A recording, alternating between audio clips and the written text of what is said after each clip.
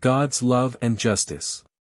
You need never fear me as a heartless judge who mercilessly condemns you even if you deserved it. Although my justice must manifest itself with every judgment, my love will nevertheless have a mitigating say and never pitilessly condemn you because it cannot help itself but to forgive, to rectify and to place a healing hand on wounds a person has inflicted upon himself through his sins. For the soul has caused all calamities, all pain, all hardship and suffering itself, and it is not that I have judged it because of that, but it has condemned itself of its own free will, it has created the state itself it now finds itself in. And my justice prohibits me from lifting it out of this self-created appalling situation if it does not desire it for the sake of Jesus Christ. It is certainly condemned, but it has chosen its own condemnation.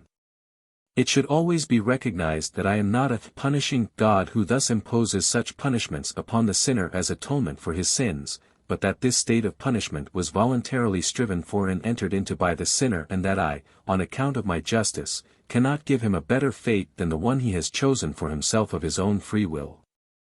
I take pity on the hardship such sinful souls find themselves in, and my love would truly like to create a better fate for them, yet once again it is a matter of free will, which neither my love nor my justice will infringe upon. The soul itself must want to escape its hardship, and it must, because it is too weak on its own to accomplish its will, call upon Jesus Christ for strength and help. This is the only path the soul can be shown, then my mercy will manifest itself and, for the sake of Jesus Christ, all sins will be forgiven.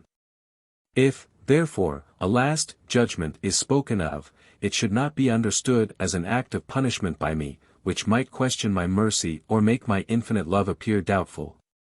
Rather, it should be understood as establishing the order, as straightening out the wrongly directed state in which humanity in particular but also all bound spirits find themselves in during the last days, when people, through my adversary's influence, run riot and live in a completely God-opposing way.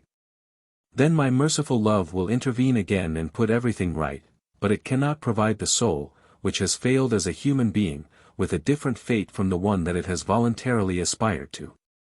This is indeed a judgment but not one based on my wrath. Instead I banish the spirits back into a physical shell with profound compassion, because justice prevents me from providing these spirits with a blissful fate. Yet one day this fate will be theirs too, one day free will shall also make these spiritual beings incline towards me, and then I will be able to seize them and permeate them with my love without it being rejected. For although my love is infinite, justice is also part of my nature, and this will come to the fore when the time is fulfilled. Amen.